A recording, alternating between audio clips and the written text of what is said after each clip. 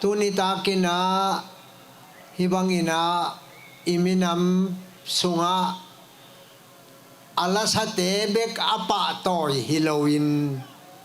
agita tumte a music tumte bek apa toy Halloween iminam ngiat ipa toy na to hibangina tu khom khol khomina lasak na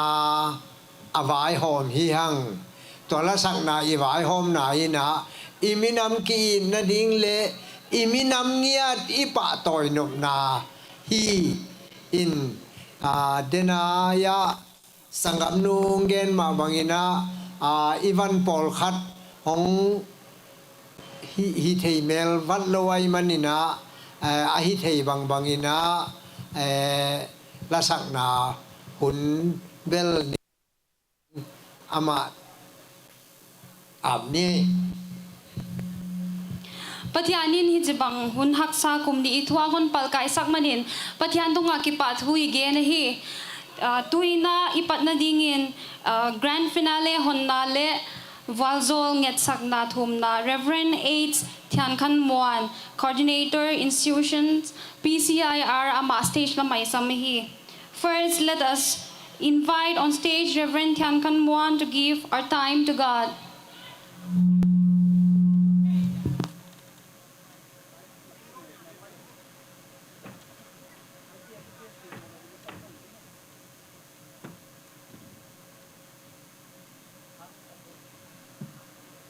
Global Zomi Idol 2022 Grand Finale Heututena lungsim ngai to na tampi to thale jung tampi to sumle pai tampi to senga hona organize su tunita kina honna kaneya hi lai siang tho mun khat kon sim ding hoi zia kin ki han thon chia tin nahi nak bangun kitung ding tua chia tun khat bi kon sim thak ding Thessalonica lai ha khan na bunga tang som le khan na hi hoi zia kin ki han thon chia tin nahi nak bangun kitung ding tua chia tun thum na inei ding tungnung sang pen om pa pathian minam khathi ding a hon bol pa pathian nang nahi manin natunga ki pa thu kahon gen wa hi nang ma phat na la te bang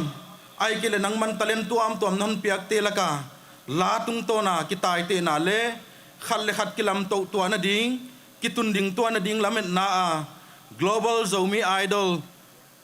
vaisa ya om tunita ka bulpan the an hon koi tak ziakin hallelujah namin phatin ki pa thu kahon gen wa hi tunita kina kitai te ding te to panang man athakina ompi in lan asiam nau nang man na piak talente a hoi thei bang pena swakhia nang mahon toy sang ding le kamina mu toy sang din pa pathian nang man amau te thakina tunita kin hon jat sakle te china ka hong thu ma hi wana hi bang vaisai na dinga mun tuam gam tuam hong pai zomi te to panang man athakina thupa hon piak sakin lan hi hong pai khom wap tu ding te ai kele internet tung to na live ana in te tale nangman thupa hon pe chiatin huchia kipum khata kitung ding tu na khalle khatin kasep khiat thi na dingun hiai Zomi Idol Global Zomi Idol stage mun poimo tang mai hon suak sakle te chi utin ka hong thu ma hi tunia hiai program ka hon bul patu alai zanga to pha nangma mitun na a kasep khiat thi na dingun nangman honom pin lan phana sak bangin hiaina hongsem khe sak ta in chin thupi na le patoy na ting nang hon pe in Jesu Christ minin kong thu mo hi amen Kipa waye Reverend ettheih Muan tuina abanay paidinga vaidon na le sun na zomas le ZAA sunga hona paisan sate sun la hiai hun hon nei pidingin pu vinun lian secretary ZAA ama stage ai samta hi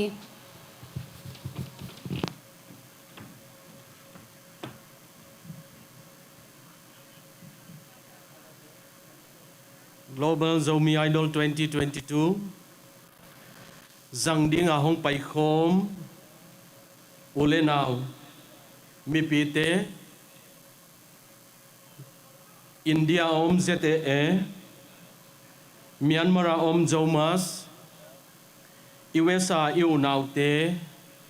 ZTA USA nam tuam apat philanthropic organization te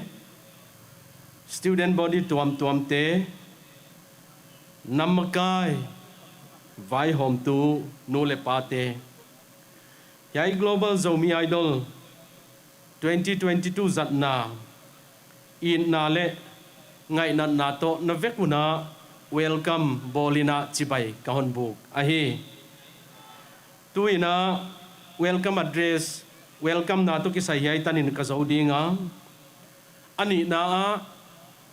neuchik event hong zikai he ziakin na khen khat le item khen khat aki cancel dinga tuate laka cancel lo dinga apoimo thil khen khat de kahon hi to ding introduction gen lo thei lo hi ziakin abik takina min kasim khak de neuchik hun asot khak le adang thu gen na omnon lo de hi ziakin mi pite non ngai siam ding ina kahon nge na hi akhat na stay saung pai to ding invite on na hi kom ding ina le introduction hi kom ding in puleng tong kam khen vice president Zomas yai ta kahong ding hen la Reverend Lian P Central Zomas General Secretary Hong Ding Tong hen la Stephen Mang Central Zomas SES Hong Ding Tong hen la Mung Boy musician Hong Ding Tong hen la Chin Pi musician Hong Ding Tong hen la Mung Tong musician Hong Ding Tong hen la Tua Bana Muan Pi Hong Ding Tong hen la Dal Pi music committee patina Hong Ding Tong hen la Zoma sunga ahi David Mang No musician Hong Ding Tong hen la Mung Pi accountant Central Zomas Hong Ding Tong hen la I heu tu nu I gamina ettheih mama heu tu nu ching san judge dia itel Zomas laka patina Hong Ding Tong hen la chia pau sound engineer alem chia ke la poilo alem tan liai le heu tu pa jong Hong Ding hen la idol Mung Pi guest singer abik takina gam India polama pathong paite amaute samkhom phot hi Reverend Thon Pi member Zomas ahia khub boy member ahia Zomas sunga suilon MC ZTI USA patina yehtunu suilon hong paito hen la MC aho son sep sak ding hi putwal khan suan chairman ZI USA hong paito hen la suan mang member ZI USA Lian Tuang secretary ZI USA San Lun guest singer hong paito hen la ZAA patina hiai global Zomi idol saina dinga tel khate ting ting na vekuna hong paito ding ina kahon ngenu ahi niang pi I heutunu niang pi idol niang pi hong paito le chin leng ka samngal ahi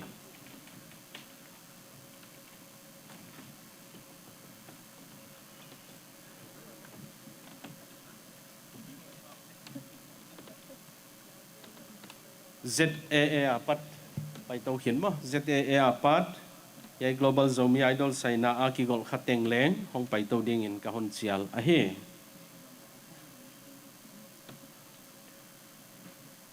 suna welcome na chibai ibu ikibuk zo chiang ina suna hun tom chik jang ding huchia I hun zo di hi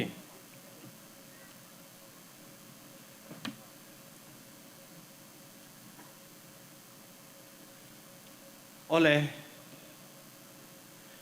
chit lo thu hilowa pathianin hiai mo puang na hon piak te Zomi te la ki gom khoma la tung to na ki gom khom na le imaban music le la tung to na mason ding tuai lai te la ma khan ding de na tua banga na sep na paizia ki gom khom te na abik takin mi piong pai khom te global Zomi idol 2022 minina ka vekun chibai ka hon buk dingu chibai buk nan ivekina khutak lam ilik di chibai tuina sunna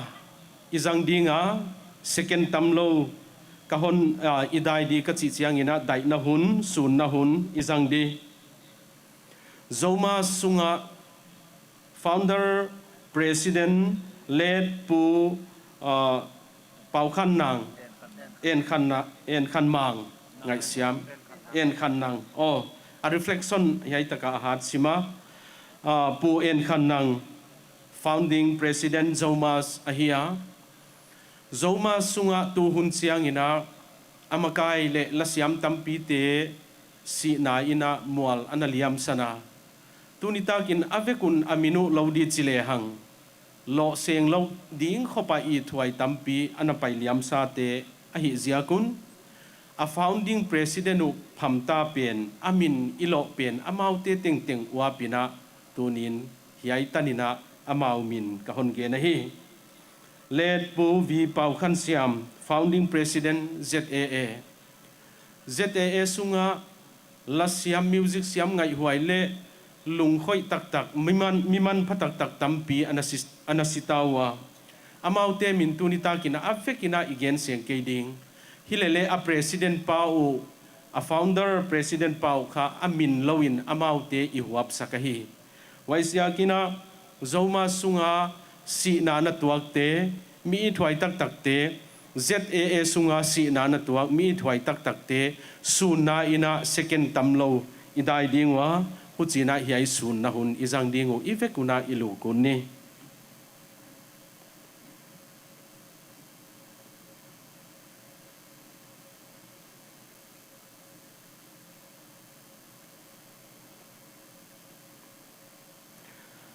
heutuit pai masate lale music tungtona lampi na hon la sa teu inamte na toisa na teu thupi sain tunin hon phokung note sul nunga lale musica Zomi te ki it sem na chi tua pan khom sem na chi tua maban son dingin hong pang khom zel niung chi tunin pai masate kianga thukha ngen na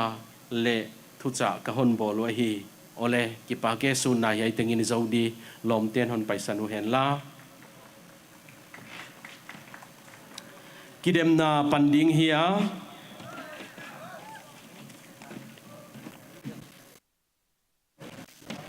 tunita kina I have to pa zetaro I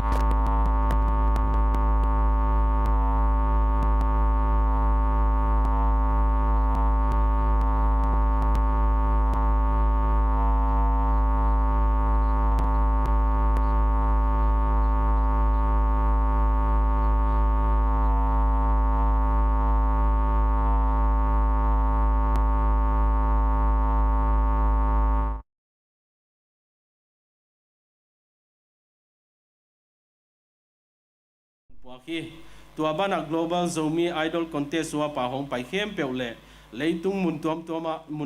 ma om Zomi khem peu chibai kongbu ka ibyak pasianin mimal kim hongom pi tek ta hen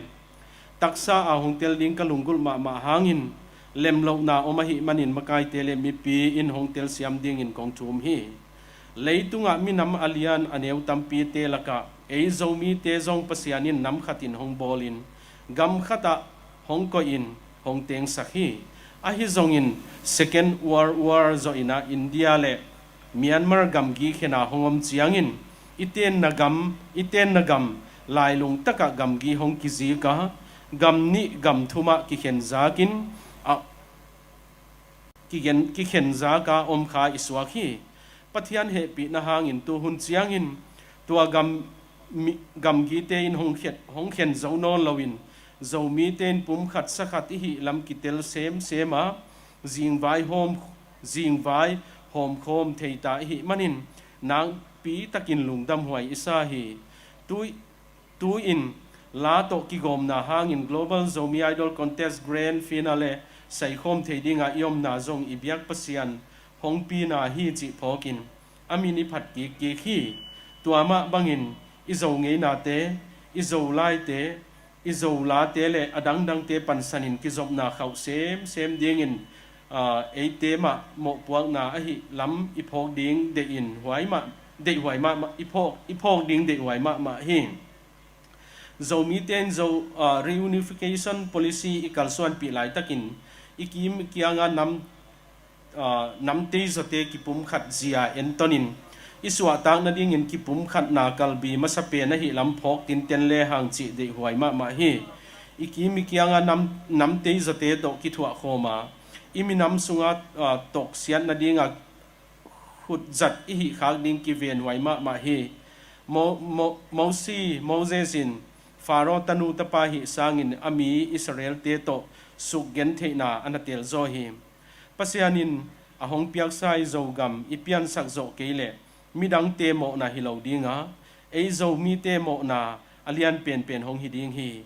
yom na tek panin zo mi le zo gama dingin thungen na to ma pangkhom ton tung ni chien kinget na ikinget na a hi pasianin zo mi te kipum khat ding le Suakta minam hiding in tupa hong pitek ta hen. To God be the glory. Hen chin Secretary GAD Zomi Reunification Organization Chim Nuai Zogam. Kakipake kahun yai tanen kazauding.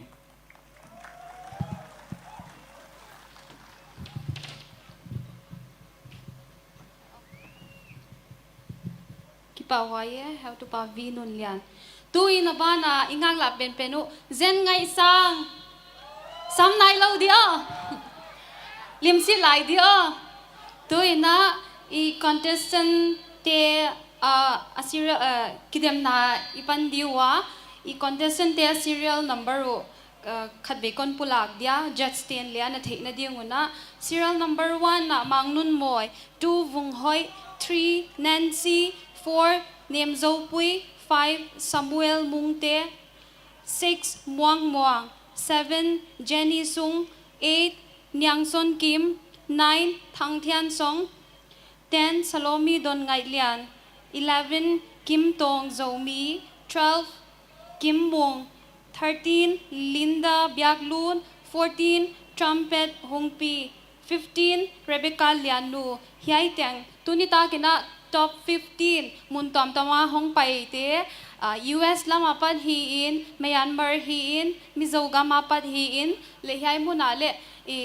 kalam khak lo ma le ngai siam na ve kona contestant te ko hon na vai don thakwa ki pa thu ko na gian thak o hi bang jagai chi le no te te lo hi program lo ching thei lo de hi manina judge te man taw ya contestant te man taw mo Tunita kina track walk to kidemna hong hide hi manina mi piten contestant ten vai don new khut beng jaja ni tu in akhat na dingin Miss Mangnun Moy stage isamahi amau aditelu hiya screen hong kilak de hi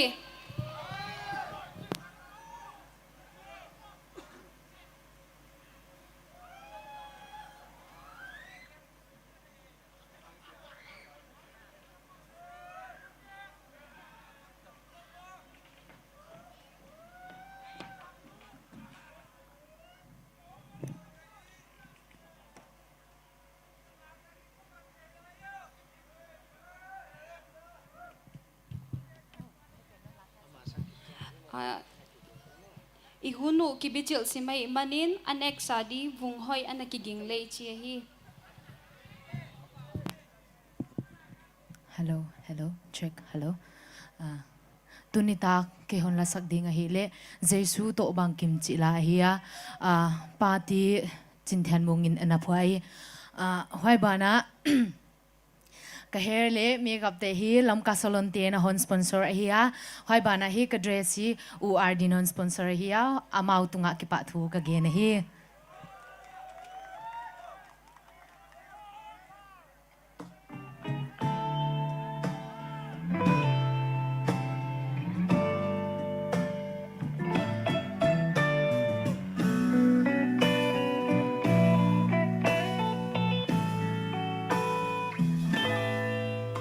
Lelia lua kisa ba lệ lungai in om mo leng va te enin kolo ma nei lo hi zong ma do pan amau te nek dingan piahi amau sangin nang naman pa sa tham lai lung le ke kai le kwal sin na le so seble so ping kwa kim thuang na te min ke ken tay liang vai ma kin na ha sao na bua ki say su to point kin na ha sa ki say su to point mà xoắn lưng lung lao này đi ngom lâu ôm em rồi say suy na hắc san na bang kim thế kim na in thế in la đâu chân na in tâm hồn nam đi không em rồi say suy to bang kim mà số thế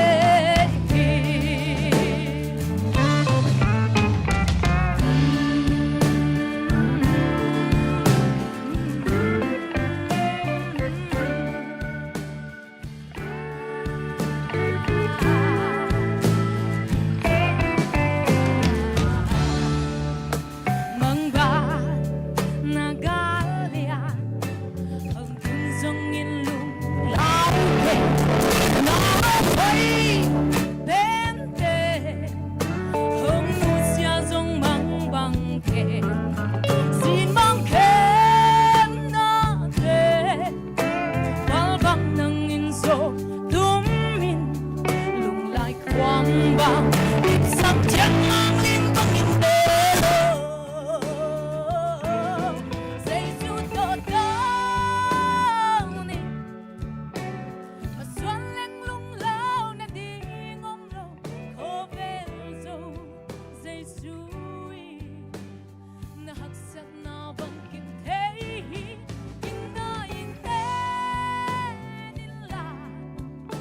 lộ chín na in năm hồn ngài khô về rồi say su to băng kim mà số thế say su to down mà xoắn lưng lung lao na đi ngom lâu khô về rồi say su na hắc san na băng kim thế kim na in thế in la lộ chín na in năm hồn ngài khô về rồi say su to băng kim mà số thế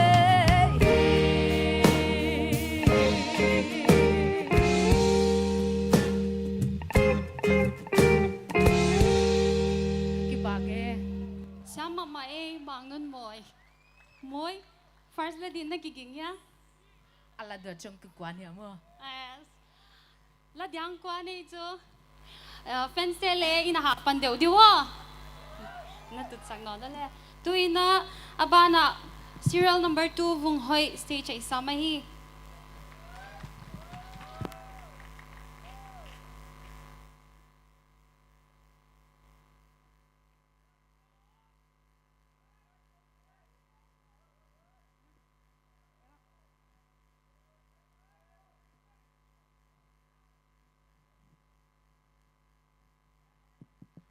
Hello. Idam here. Okay. Tuni ta kong sakla dinga hi le aphuak pen ya siapa Stephen mang hi ina asa pen u biang mon hi mo mang pen Jesu chilato to pamin phanang nei ning khut i beng thaya goi music ki pat len le khut beng za ni mo khut beng ni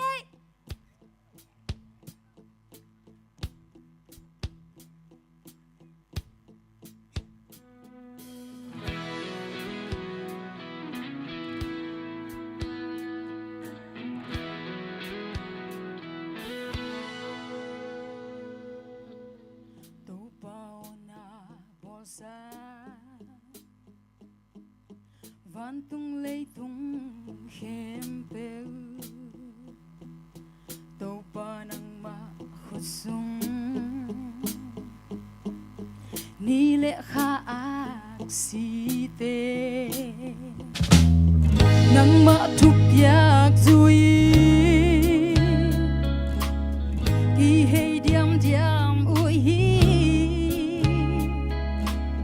a bol pa hong bia yin hong pa to yu hi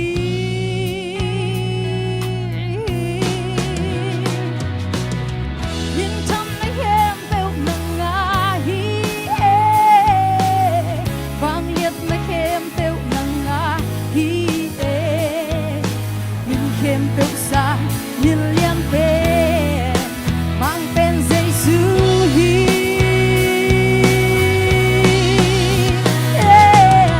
na in sim lei le thăng vang gieo xua khen sắc in ngạch bên Giêsu khang tôn tung nga tôn tung yên nằm in thăng đen ta hết amen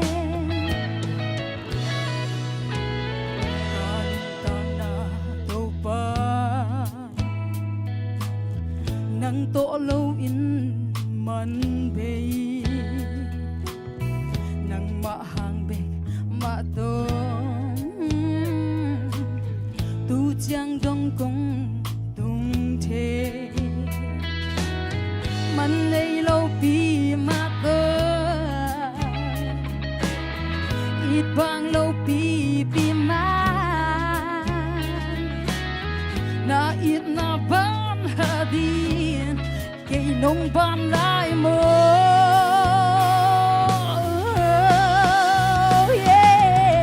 miền thăm na khem beu nang nga hi e vang liet na khem beu nang nga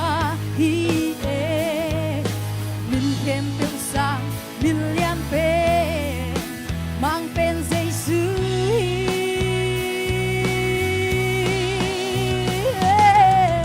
na in sim lei le thăng vang gieo xua khen sắc min ngài bên Giêsu khang tôn tung nga tôn tung yên na min thăng đen ta hết amen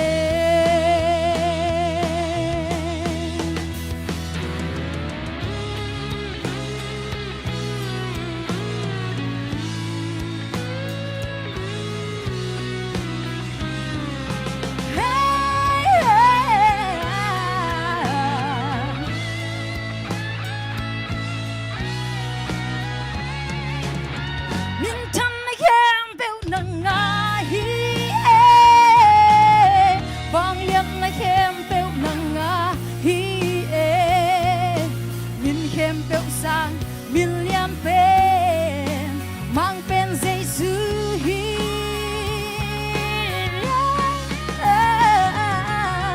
na in sim lei le thăng vang gieo xua khen sắc min ngài pen Giêsu khang tôn tung yên na min thăng đen ta hết amen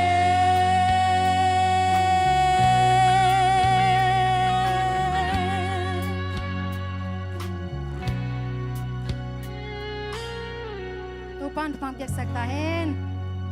Nó mới vùng hơi thu khát cân đồng ngôn gió na lap huak quan chi ta dọc sia Stephen mang hi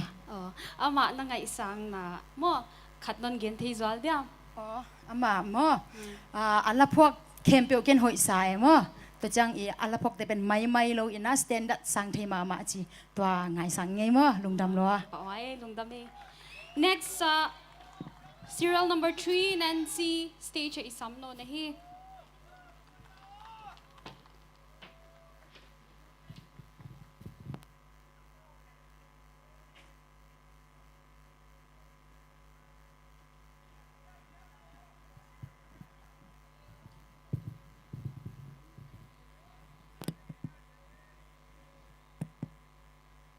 Hello, hello.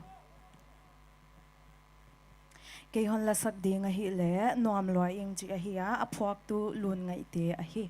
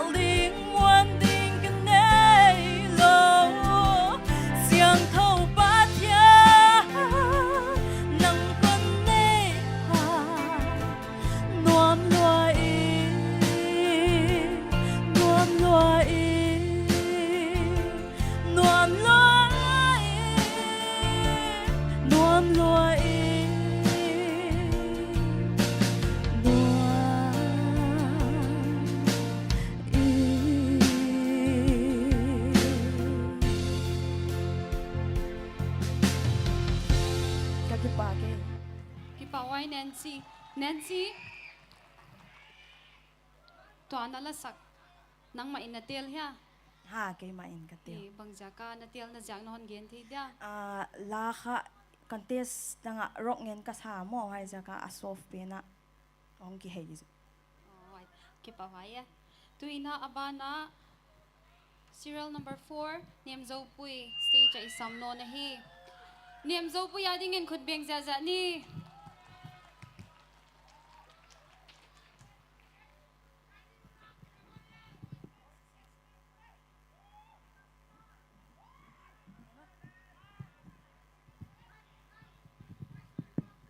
Hello. Tunita ka kon lasak di nga hi le mausi bang pitu chilahia aphuak tu hi le heu tu pa ke thang chinlan phwa hi.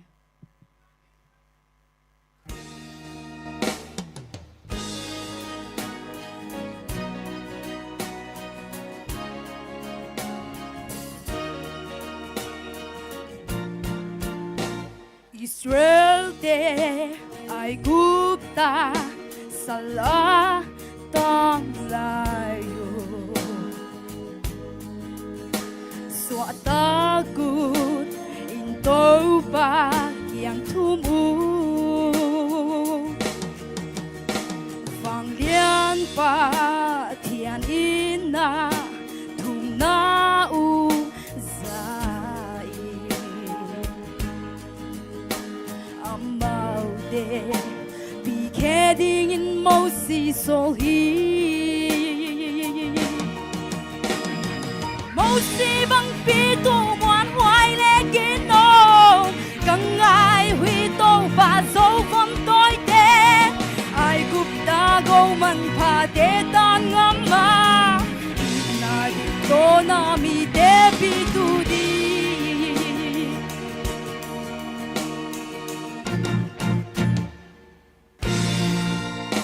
gầm đai à kiểu kéo đằng tak na te thua ka ting sim thu a le lai un so amau dia hin na phal a thu nghe sa tu mo si bang tu tâm xem hong bia ino màu xì bằng pi tu ngoan hoài lệ kino căng ai huy tô và dấu vân tôi thế ai cúp ta gâu mình pha thế tan ngắm na na đi tô na mi thế pi tu đi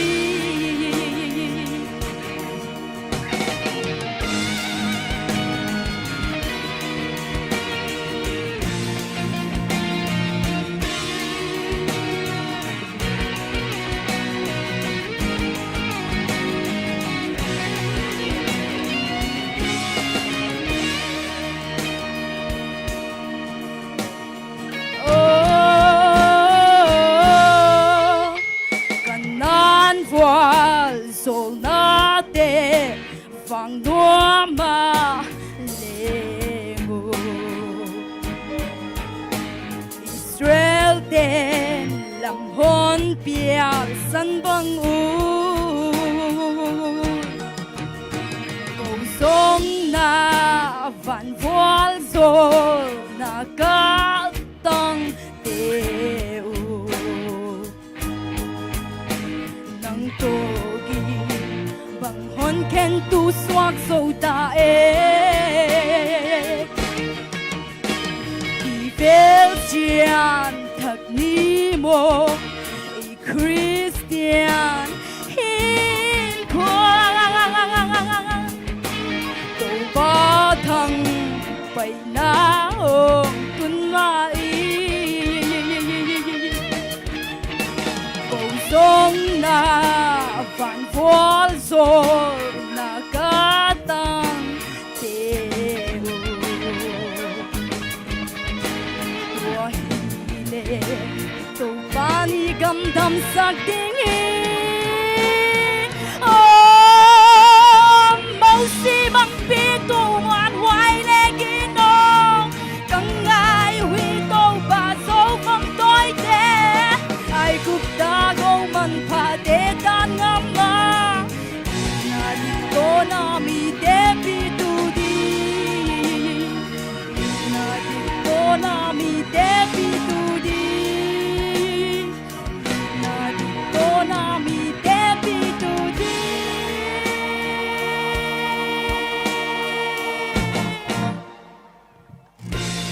ba cái Siama mai niệm dấu pui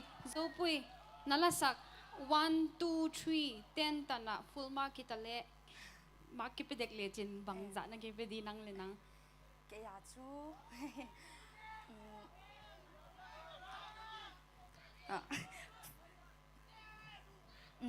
tiền cái là cái à chú à full mark mo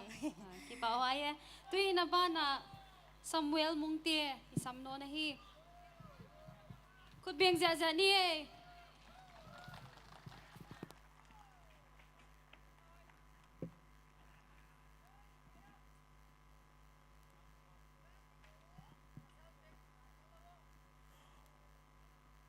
tu zan kong la sak ding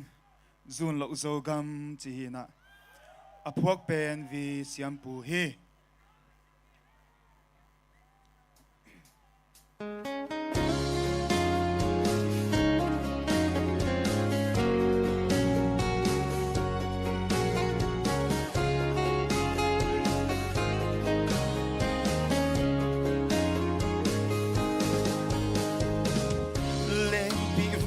lai som lia tang palte bang ting lung la na ke lu ya len na kam lei lung suan asu ava ei song lung suan asing aswang lung suan Huang huang ve o oi siam leng the tao tao ve o lok ta lung xua thum thum ve o huy va lệ huy nu de sun lo so cam ava in sun ding ya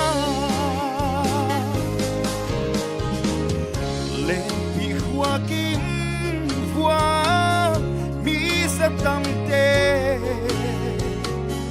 bang tiếng lung la na ke lu ya pu pa gam lei vai phút hôm suốt đi mô ke ngam lang e dầu lấy o ít đang đi Huang huang ve o oi siam leng the tao tao ve o lok ta lung xua thum thum ve o huy va lệ huy nu te sun lo so cam ava in sun ding ya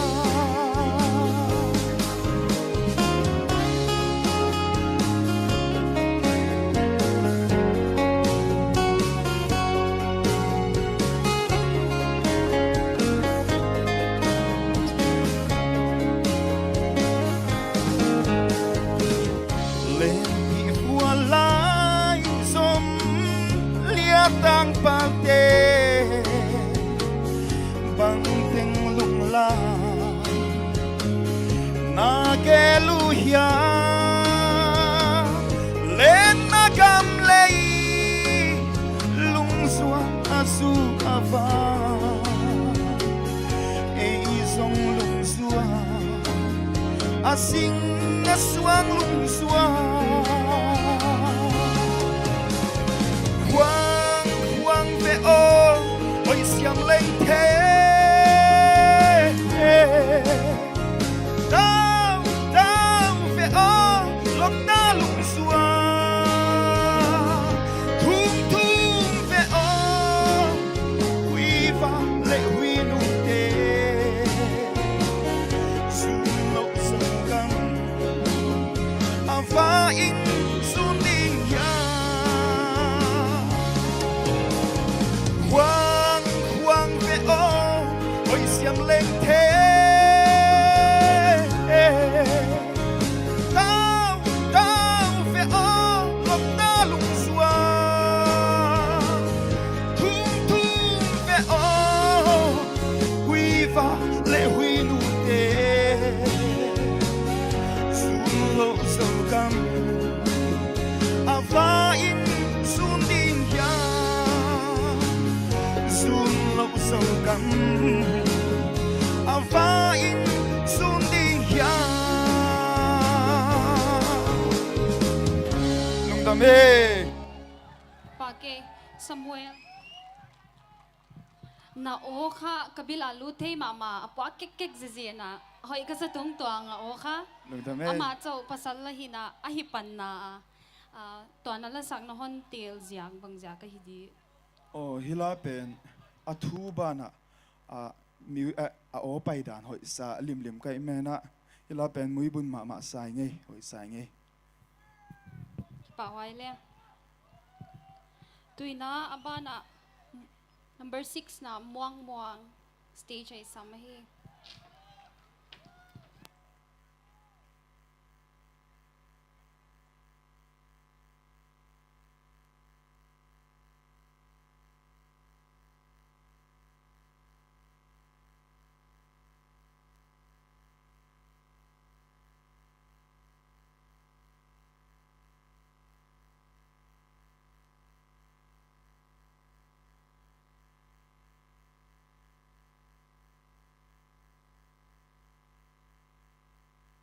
ถ้าอภาอาซาจงเสียเต็งขายอพวกจงเสียเต็งขายมั้ง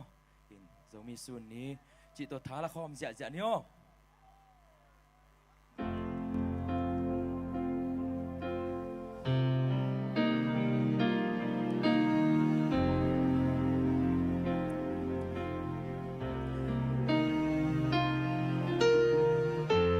สิ่งนี้ท่าคงสัวเก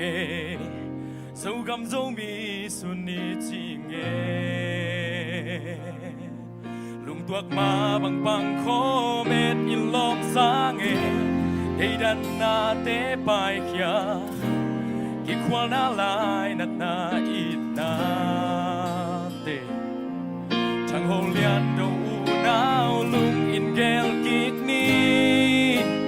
nang lệ cây về lệ phum bao lệ hamin hong ha Zomi ha xin lại lung hoal khom về ni mo nang lệ cây dâu gam dâu mi tang băng đam qual tung toan na đi ha lung jam khom ma băng khom đi pa te pasa inalege ina kenting ni walva ina albang mang di kapalo kan son mom no te ya inge na ilai long da te lambang hil itu bang ting di pe sak ni nang le kai hong ha Zomi ha xin lại lung hoal khom về ni mo nang lệ cây dâu gam dâu mi tan băng đam qual tung qua na đi ha lung jam khom ma băng khom đi asiam te pa loi apil te lam sa nante man pi wal liam te lam to kai dang ngom khang nge tun su khat man pian Zomi lai Zomi hi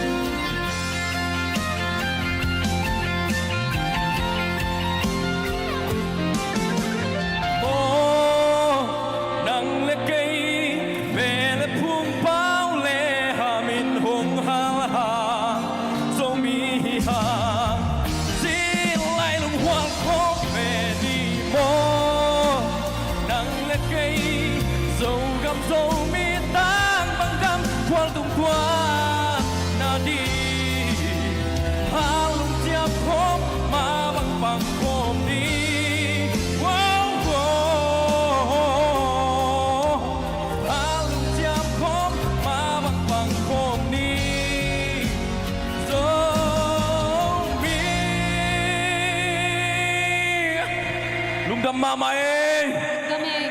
muang นั่นละ มอง สัก มองมองมองจิคะเซนมองไอ้นั่นละสักZomi กิจิโมนั่งไงด้านินZomi กิจิฮอนนนเกียนจันเดียม Zomi mo Zomi ichi pen dengan isak mak banga siam te ki pa toy mo apil te ki lam sam to di chi pen Zomi hi chi mo Zomi ki na hi chi tua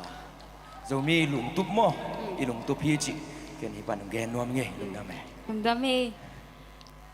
Tuin abana serial number 7 isang pa dia. Jenny Sung stage lamay samahi.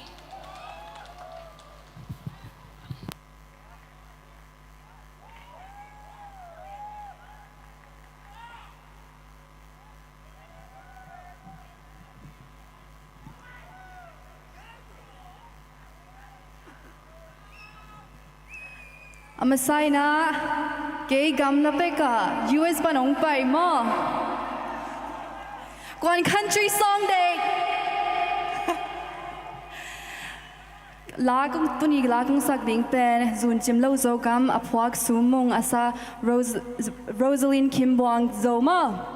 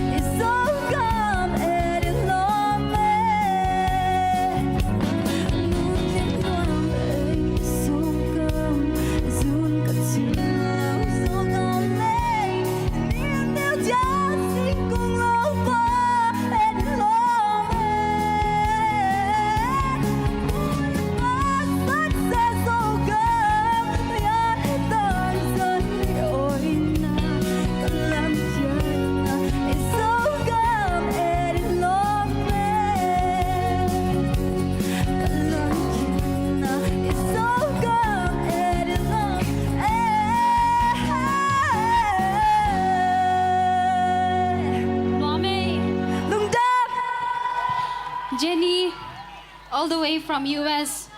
Yeah, Zomi idol. Hong pai kile chin le hi the hi hi le nong pai chen ja bang ja ka chi non gen thi dia. How can you say in English?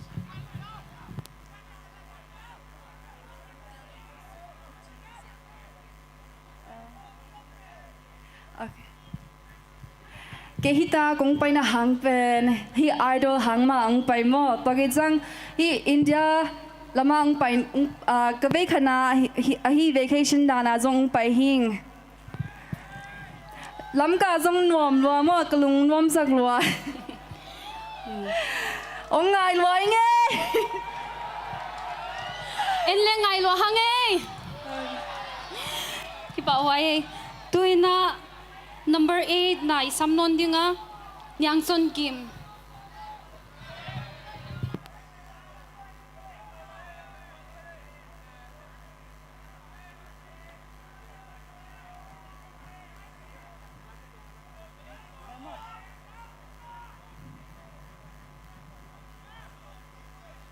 Hello. Kahon la sak ding hi le ya muan mang ding chi la hi a aphuak tu hi le Rio Swan tak a hi.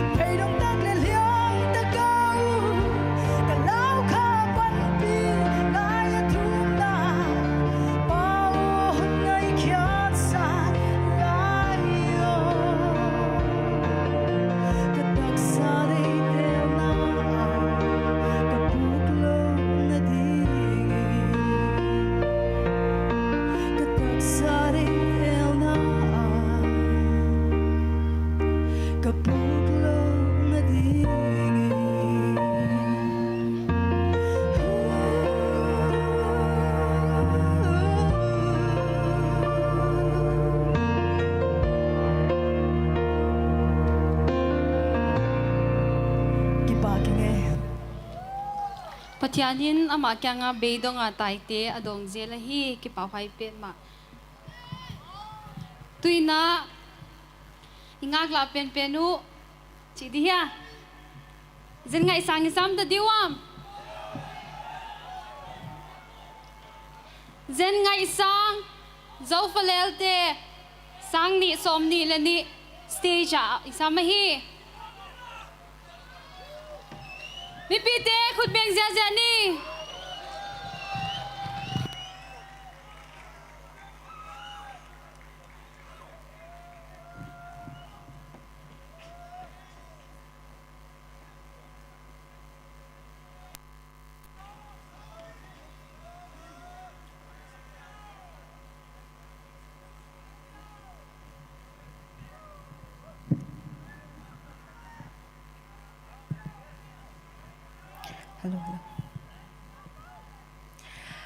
Hello. Tangbang damo Zomi te. Sila tu zanin live music by zakin concert heke dia. Ka zo hi heu tu pa zo khai pa concert di.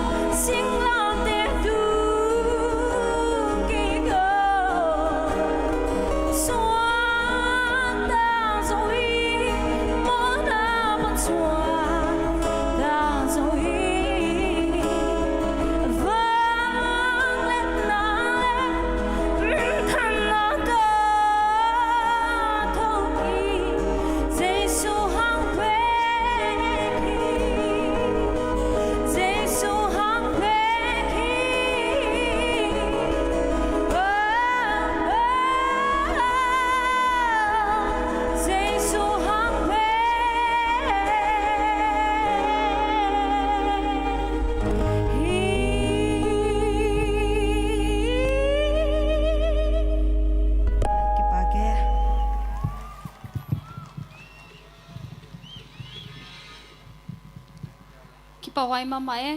zen ngai sang jingchang ina concert night ki jang de hiya igam sunga la sasiam tom tom ten hong perform de hi na mi pi te hai thu ki pawai ka hon ja sako hi tu tung lấy tung bụp Zomi idol à lucky dem pen som lenga bek phai na jing chang ina la sading atuam tuam omina ayang kidemna bel ahi lo hang jing chang ina ken tha ka nga le zogam cowboy yong saningina ivek pin sakhom ding tua kidem pen som lenga bekin tua jing chang in zogam cowboy ivek pia sakhata sadin ivek pia kidem ding yang nung da mei mi khat le ni kon gen zol di Jenny thom te i RD le mimin bai te chi te na jingchangan perform de hi tuina abana kidem na abani na sunzom non dinga serial number 9 thangthian song ama isamahi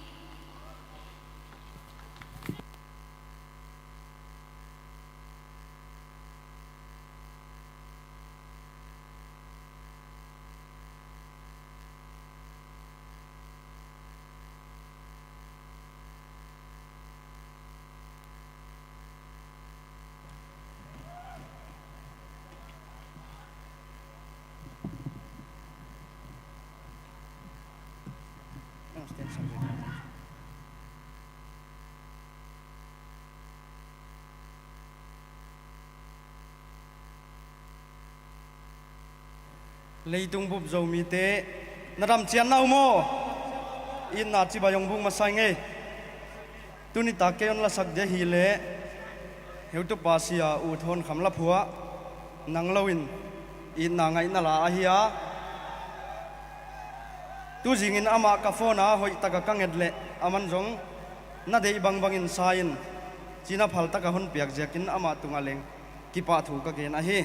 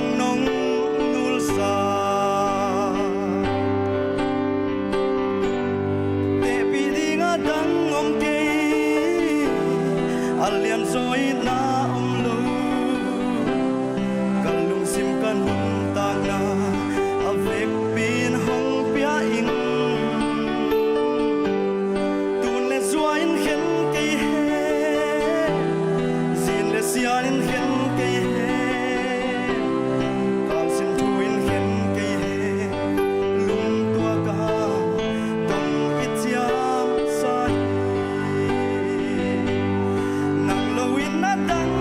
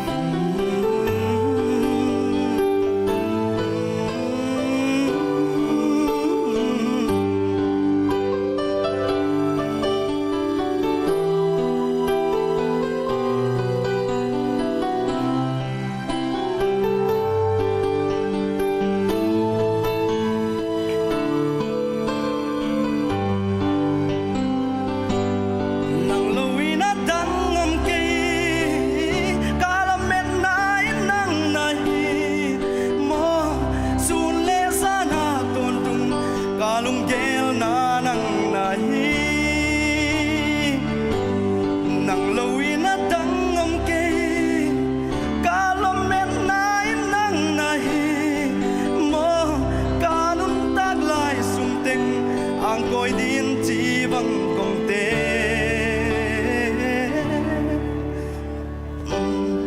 haksan khom din inang el ke in mo kal sim thuin khen ke he lung tua ka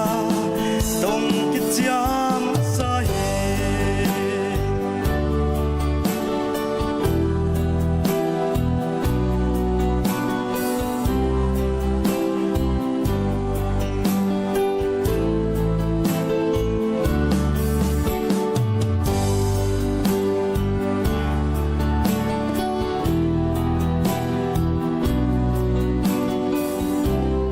kal sim thuin khen ke he lung tua ka tong ki chiam sa he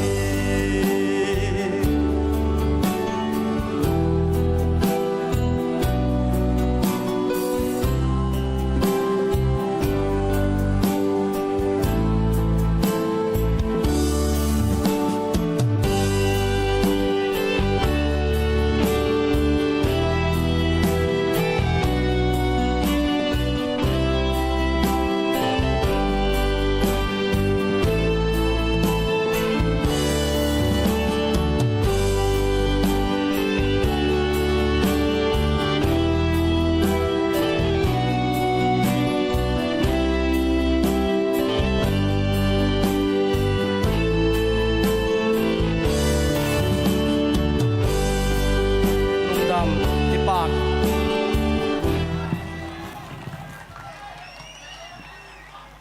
Song question khat kan dam mi tam takin pathian la sa a khenin gam ngai la hon sa lenang bang zia ka he it na la na hun tel si zia no hon gen te da lung sima sawe pi ki suang toina kan angai to hi amo e ken le yai la hoi ka sa a ka it pen kamuan pen adinga ka te la hi aman le na jang nge kalamen ki pa ke tui na ba na serial number 10 Salomi don ngai lian mi pi te khut bet kidam ke ni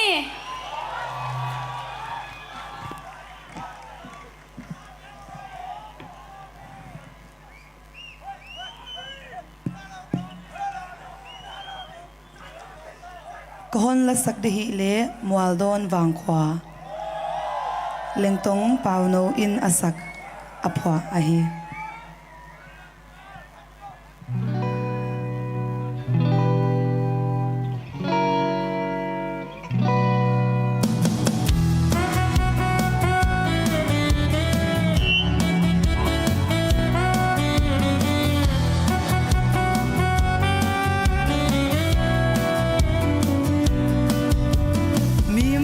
kapian na vang kwa so gam melom sa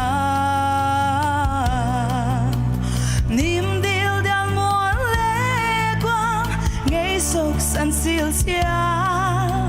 mual don so hey sa te balune gil bang ka khan na vang kwa so le nuam hi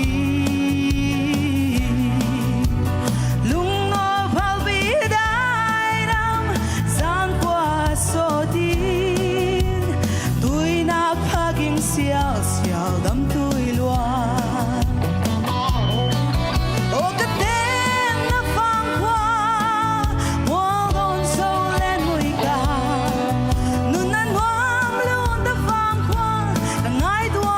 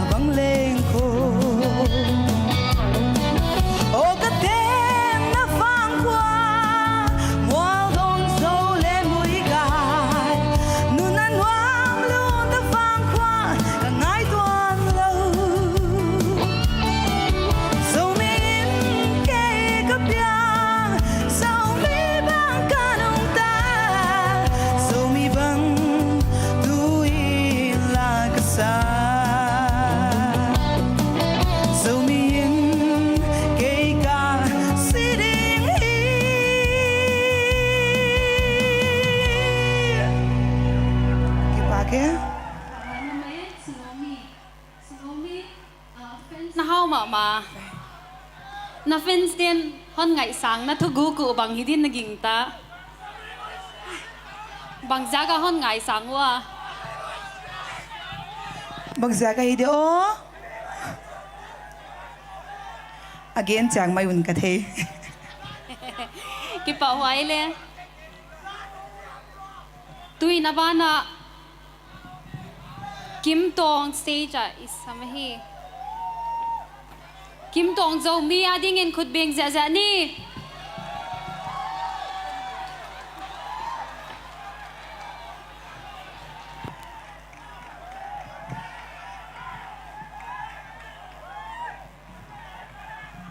Hello, idam takia. Ke kamin pen Kim Tong Zomi hina. Kalasak jeng ahi le si na tuang lam hina. Greek la panina ke man kalet khiat hina. Tunina ka fashion hi le tu sun nai thum khonga nai ni le nai thum ke ka khonga ke ma ka khui hi ke ma design hi lungdam e.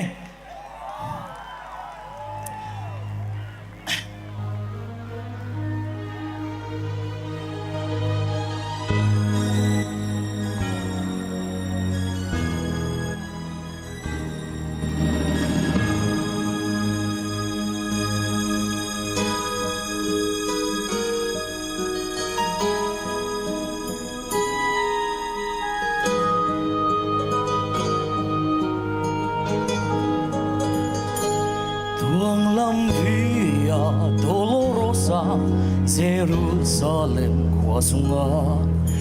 Lamka lampi onun sin kiko mi pisa tampung komte sidinga ki ka ipamunuam seu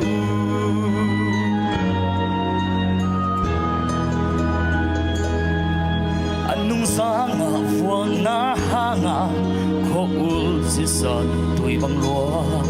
alua ling luku khusak lai lai haksan na khem peute chuagin asina kalvari lam zuanin pai tuang lam via dolorosa katopan singlam te pua to paseisu Messiah ikumpi pa tualo teling dangom tualo mo mai na ti nang le kaya di tuang lam via dolorosa Calvary si na tuang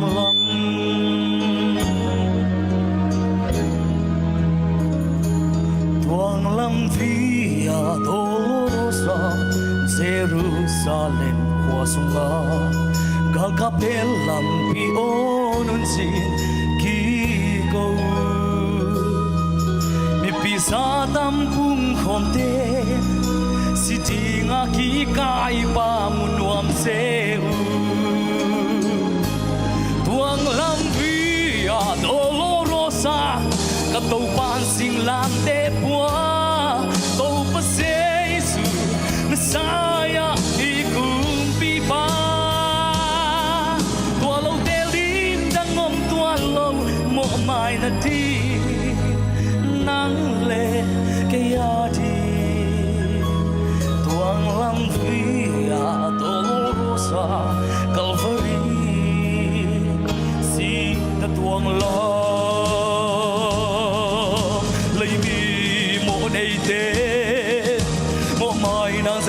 si san Jerusalem lang zuanin ahong pai tae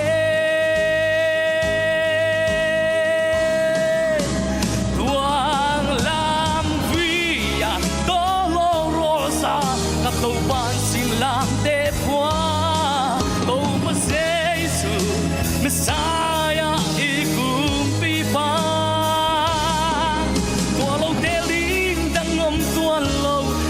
mai na ti nang le kaya di tuang lam via dolorosa Calvary si na tuang lam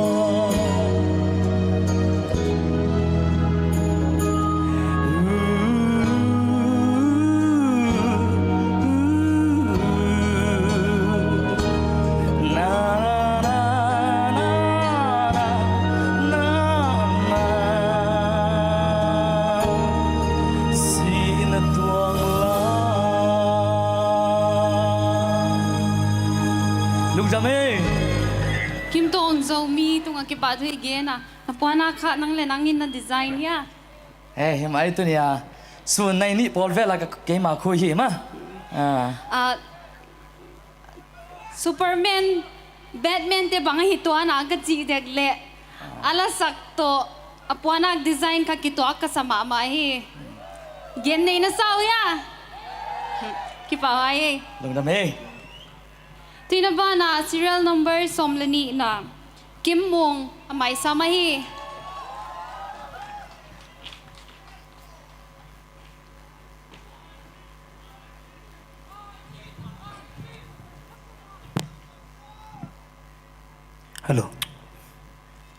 Hello đam ya. Cái min pen Kim Mùng mo ina hai trên pan hình na tua kong la sak di pen zo gam luan khi ina aphuak pen pi tuan pi.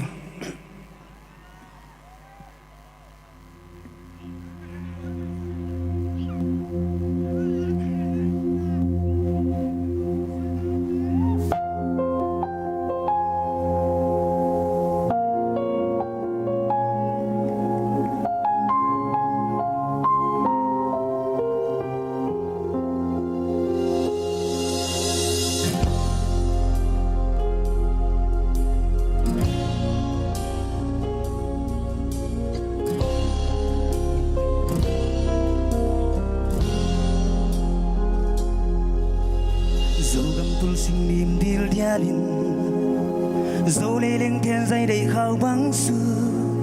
dẫu gầm muôn lực quam đùm đi đia lên em lo nghĩ sao không bác siêu xia lê có phun tôi tên bằng đi nghìn mô bác bằng tôi in gia bằng hồng run lâu chỉ in dấu gam nào bằng cáp dấu mi ra tâm ya le tang say no qua lo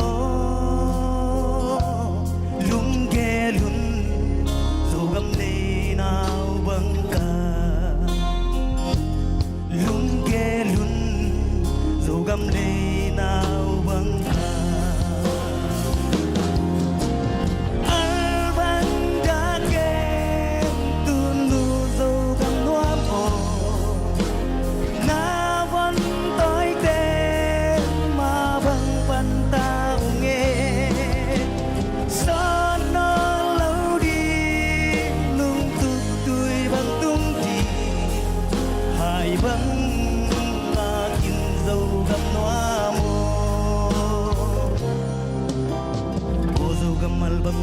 na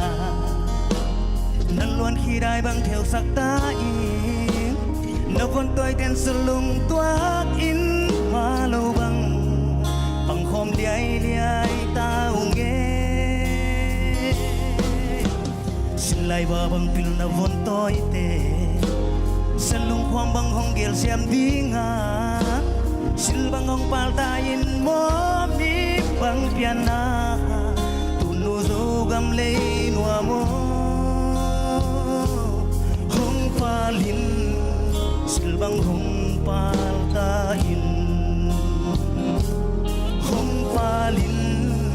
silbang hong pal ta in albang da ke tunu zo gam noa mo na von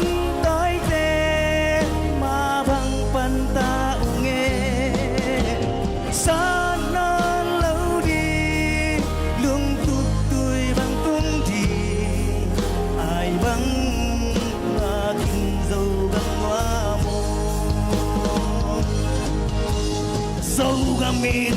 tuần xoang điên hai bằng ai sâu gầm luân khi trái bằng theo nát chi halum cha min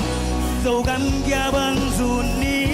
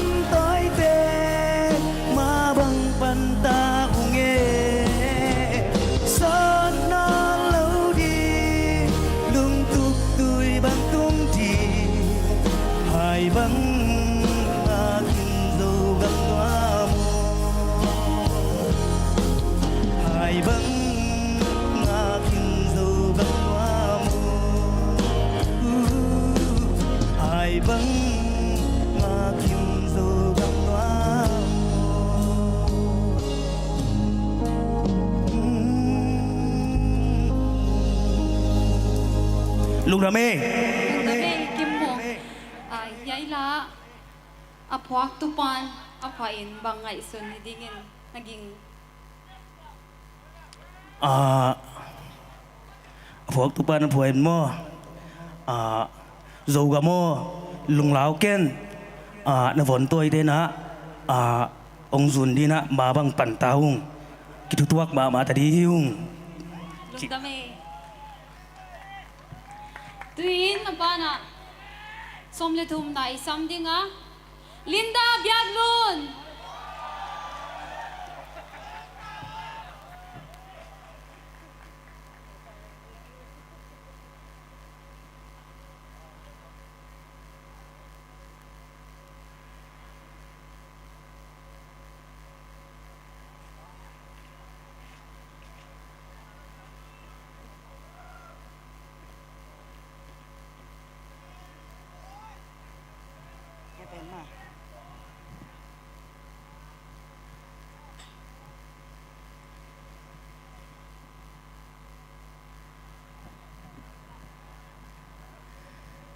Tunita kena kalunga damma ma Hiangtam tana topan late sa thedi nga hinna dam nang piak manin ama sa penin pasian tunga lungdam thu kapuak hi tunita ka kong lasak ding ahi le ka zo hi chi original tuni nong saning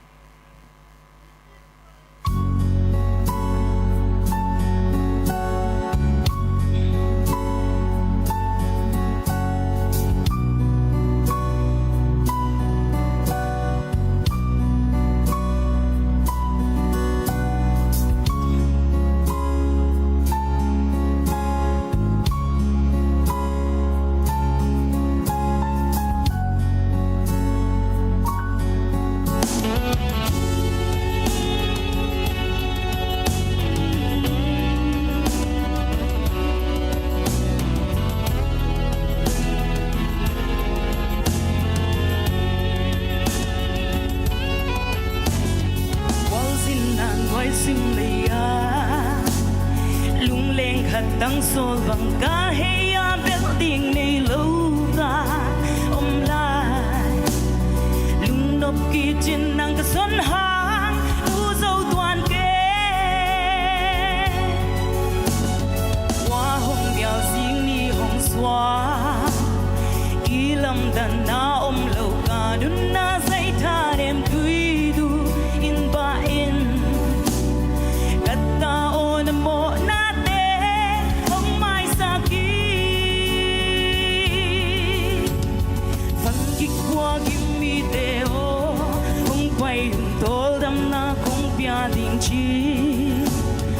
lấy tung hồng kỳ xia dòng ca cầm mở mang thang ngày lo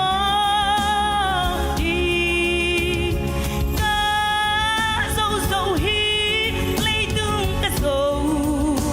dâu hi ba xian tu nâu sinh làm tệ tung kỳ cô xoa ta dâu hi bỏ na bắn xoa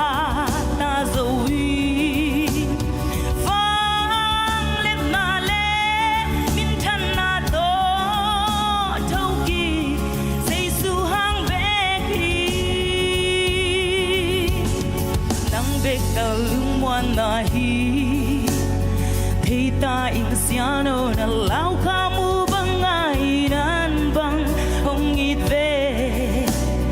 để bi lâu nang ít na say lan sai tui pi tung quao zin bang hi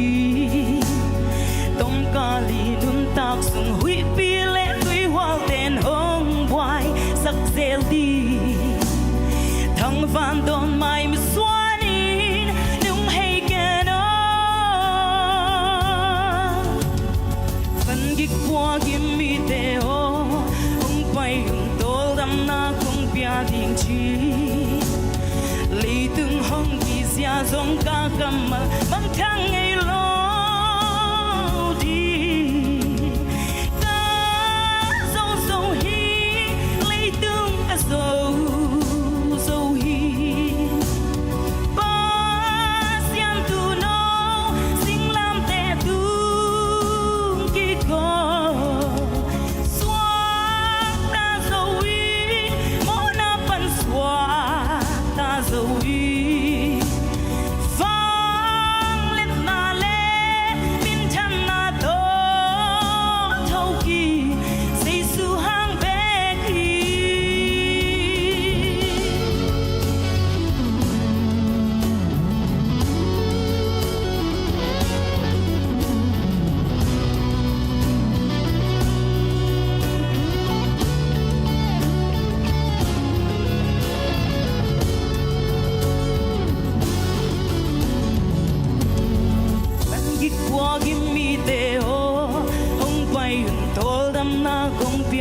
chi lấy từng hong kỳ xia dòng ca cầm mal mang thang ngày lâu đi ta dâu dâu hi lấy từng ca dâu dâu hi ba xian tu nô sinh làm để tu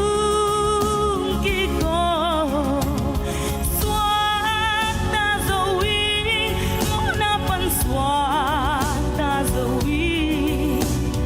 vang let na le min than na do thâu kỳ dây su hang bé thì dây su hang bé thì dây su hang bé thì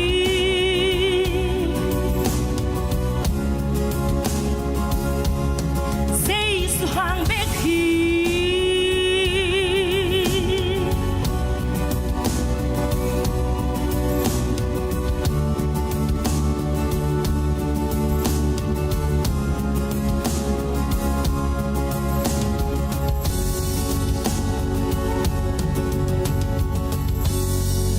Tupan mintan nangat ahen. Kipaway Linda Biaglun nalasak sa phone na Kisaya. Kay kagigin nato ma. Hoy kasa. Kipaway nanatid sa Kinondi. Tuy na somlalina Zodek diktahi somlalina trumpet mungpi kaya stage ay samahi.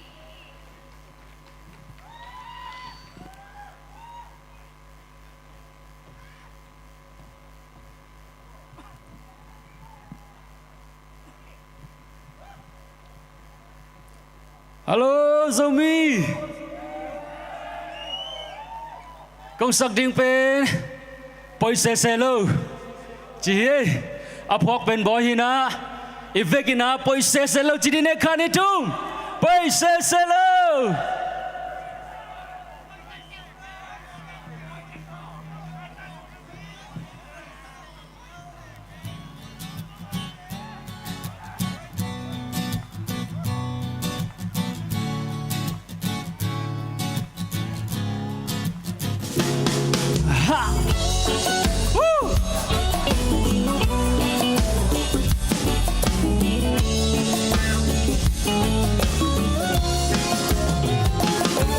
lên tua kia thì xe rất tâm tê dễ xăm lâu tiếng màu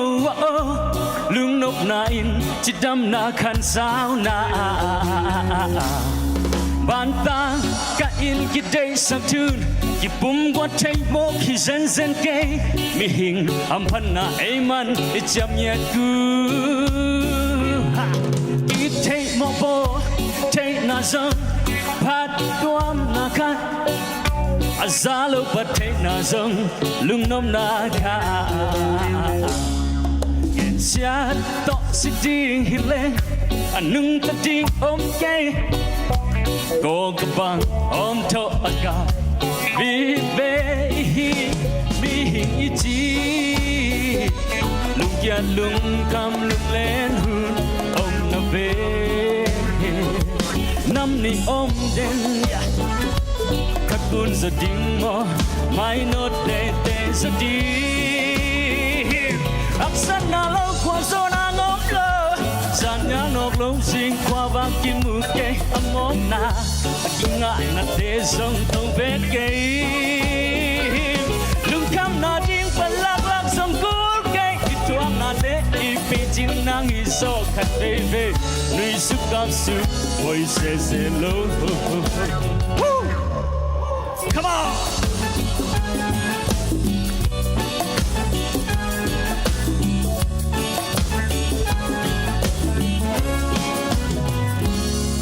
Cây hi chỉ đẹp, cây đoa chỉ đẹp,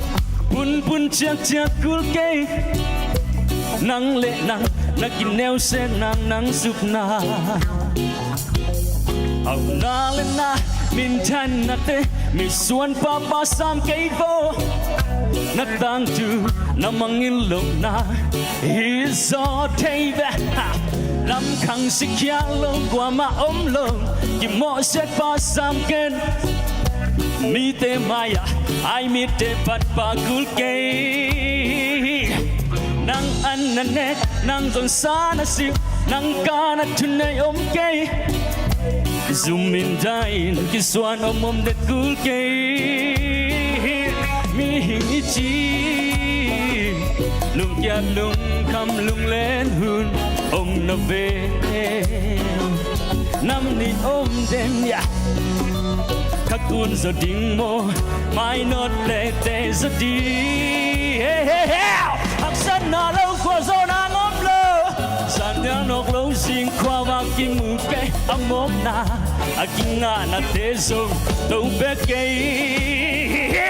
lung kam na jing pan lak lak som kur ke itwang na te ipichin nang hizo kat baby ni sukap su boy se lo kat baby ni sukap su boy se lo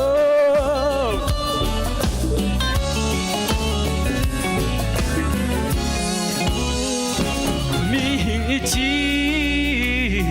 lung ya lung kam lung len hu om na ve nam ni om den hey kakun zo ding mo mai no te zo di aksan na lo kwa zo na ngom lo san ya nok lo sing kwa ba ki mu ke amom na kinga na te zong to be ke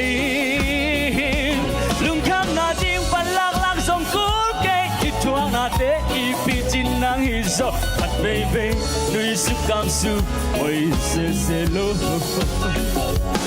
at baby nui su kam su oi se lo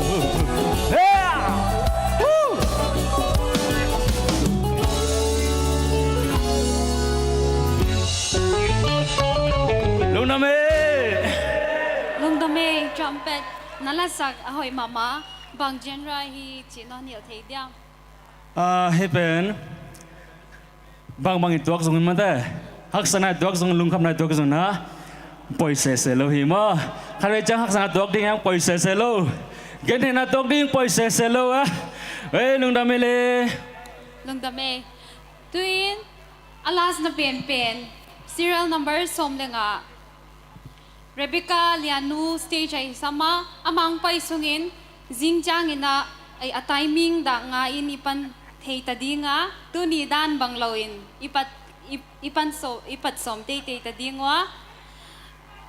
jingjang ina I contestant tele som lenga ma ina sanon di nga amauten live music to hon thwa diwe hi tuin Rebecca Lianu on stage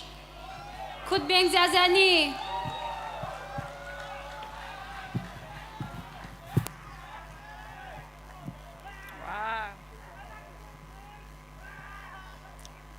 Hello, Zomi. Idam kimya?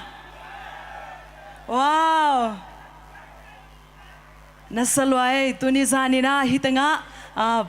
pasien min phat le Zomi te adingina kipol na ki hel kha kai mania biak pasien min phat masaing.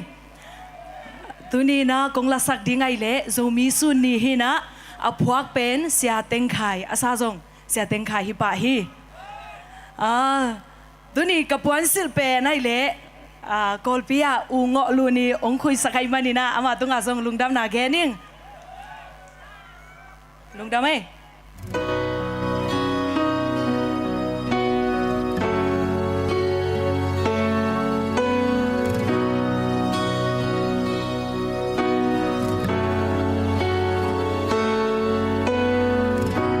Sini tha khong swa ke zogam zomi suni chinge lung tuang ma bang pang khom e din lom sang nge dei dan na te pai kya ki khwal na lai na na i ya te thang ho lian do u nao lung in gel ki ni nang le ke pe le phung pao e ha mi hong ha ha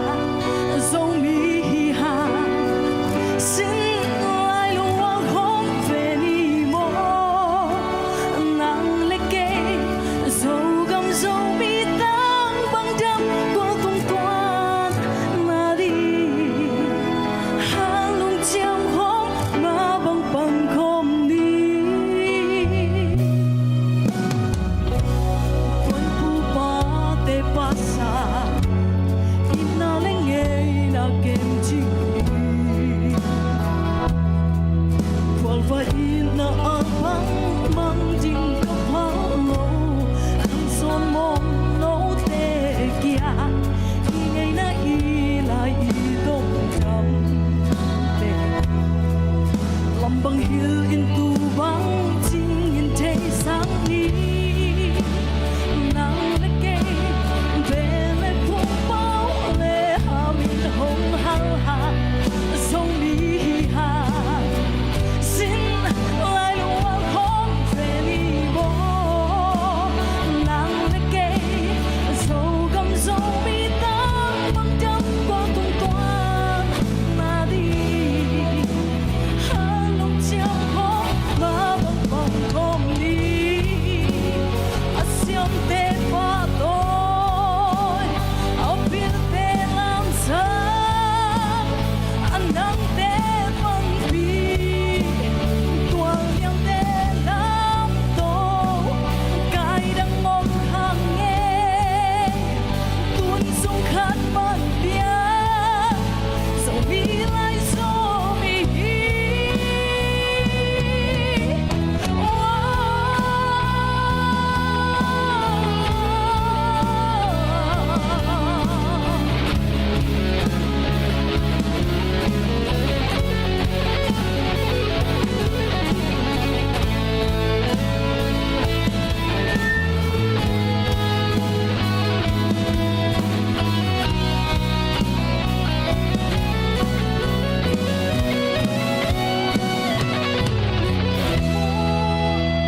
nang leke bele phung bao le hamin hong hal ha Zomi ha sin lai luang khong ve ni mo nang leke so gam so mi tang bang dam ko tung toan na đi ha long cham hom ma bang bang kom đi wa ha ha long cham hom ma bang bang kom đi so mi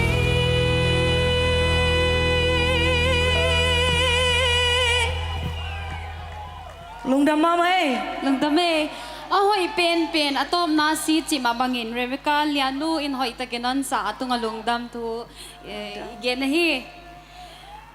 yai program zo chang ina vice sai te organizing committee te om tuan twal ding ini ki thei sa ka hi mi pi te om dan ni siam mama anol lang khala ma ilama bana judge stay subai het kaya hei zakin mi pi teng tunga ki pathu ka hon ge na jing chang in le hi ji bangin anon chang in le hi ji bangin om leng ji ki thei sa ka hi tuina judge stay hun ka pe u ta bana judge stay introduction ki bol het lo hi na judge stay kyang amai kom hia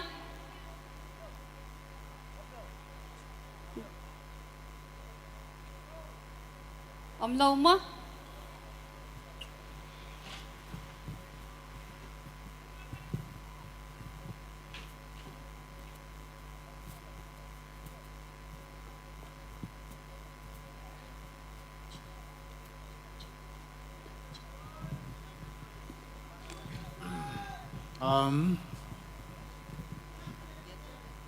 check judge stay hun ipe uta wai mai na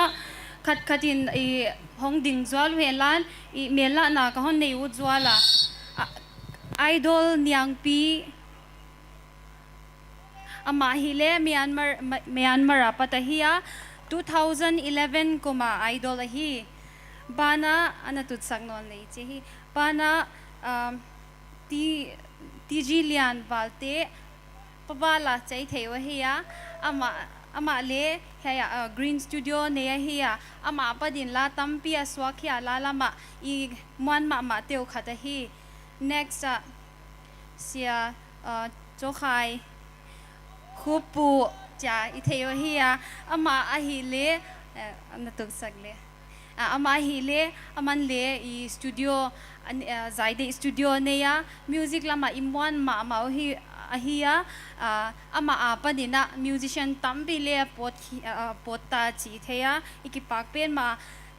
abana khamkhan siam heutupa khamkhan siam ama hi le EBC lama le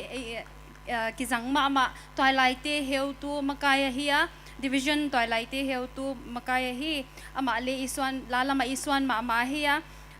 atom na pending ina ettheih chingsan ama hi le nidang pekpeka demand channel khong ala ina museka mayan marapat ma hiya dorka sing sister te laka ahi ikipakpet ma tuina judge te laka gendi omle he competition thu again u to han share u to omle hun so lo amawi peding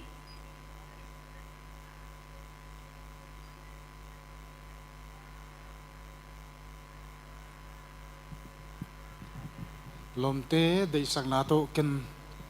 kon gen ding a la na hon sawa phalbilai chilo dina na o a hoi thei mama kasa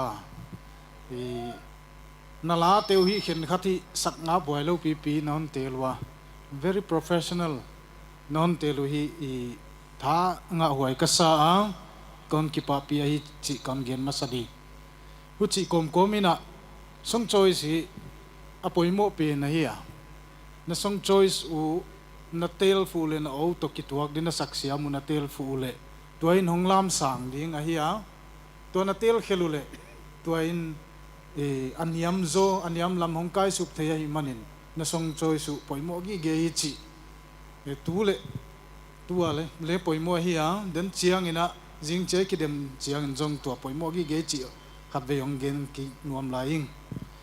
ai zo na tu ni na hi teu hi hoi ka sa ai le timing miss kha atam simma ma in kon mu wa to hi monitor lam hoi lo a hi le na la sak mau na hoi takin gen chianulla hearing lam problem om hayam ka thei ke ya ma le timing hi on this mun simma ma na hi chi kon gen nuama atang pin hi na vocal placement hi a hoi chiata wana vowel projection hi na hon kha khesiam mun kan theya practice tamma ma na yu chi na performance wa ki panina kana mu thei ai wana no own version ding la na hon create chia tu na kan mu a tu hi kalung kim ma na khatu ahi wana low notes low range apanina high range agility running notes khen khatin non hi siam ma mawa to te hi ki pa pi wai mama na hi chi hi kon gen a hi wana breaks na track ko hi khen khat kha no to na dei dan hi chat kholo mai thei music breaks kha hong sao sim sim amma to te huna hi na hi diu na thei khol kewa ai takina to hun te hi atang pi na haming bang na na ji thei tang pi le chu hoi mama ding khen khat la na outro bang sao sim pianin to te bang jong neu khat na vocalu creativity chi hiama to na hong bol thei zek zelu le jong a creative khat suak pa ding na hiu chi kong gen nuam a hi whistle voice bang jong lakhe sim sim pian na omwa to hi progress u hin ka theya na o teu hi nak takana kisin ma na hiu chi hi na hong lakhiaun kamua to hi kalung kimpi mama a hi katom na pending ina lack of mastery of lyrics bang zahiam ina nahon sukhawa lagel na miss kha ku ama to hi poikam na sawa ko na panpi thai kewa himale next stage a jingchiang ina to bangte hongom no loading in ngai sun leng mo to chiang ina line khen khat excite nei hi wiama ka thei ke ya off tune ong pai khak jek jek namunom excite zia khia ai kelela sharp anong pai khak namunu om jek jek a hi to te hi ong tilwang sem leo chin chi jingchiang nei lai chiang ina to hi konggen nop a hi wana atom na pen ding in na la teu khen khathi track a hi a karaoke track a hi a na kiu kha no o tua sang ina sang zo zek la aki pen tua sang zo zek lai le no o pe nu de taka de tho taka hong success thei lai di na kauma to te hi ka ngai sun na hong khol sak mok ding lai krein pa mai ana sama ma hing hi teng khong ke yapan hong kup thei le lung dame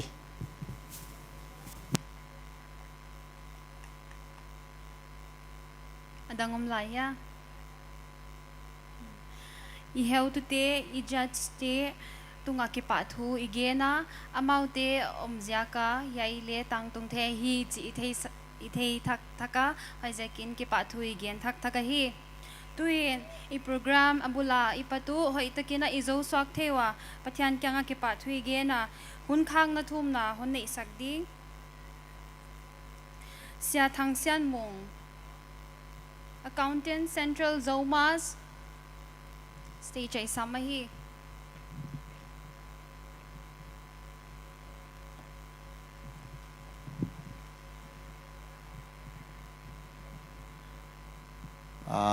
thunget mai na lungdam ko mai na jingchiang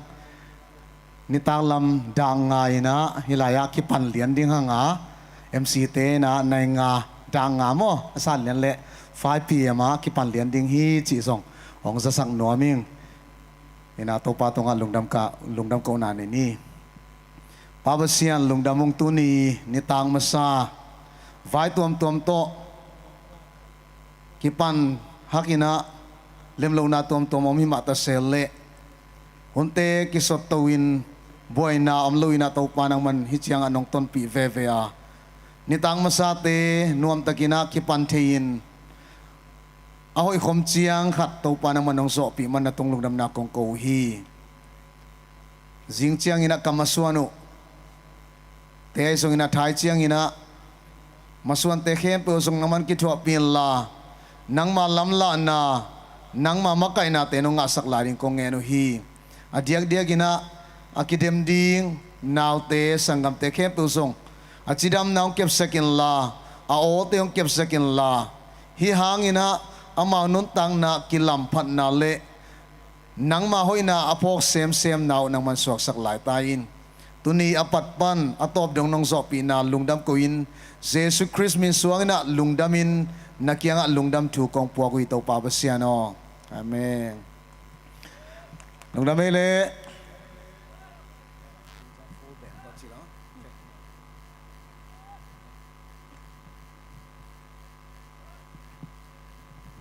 organizing committee te ana om tuan tol din kinge na hi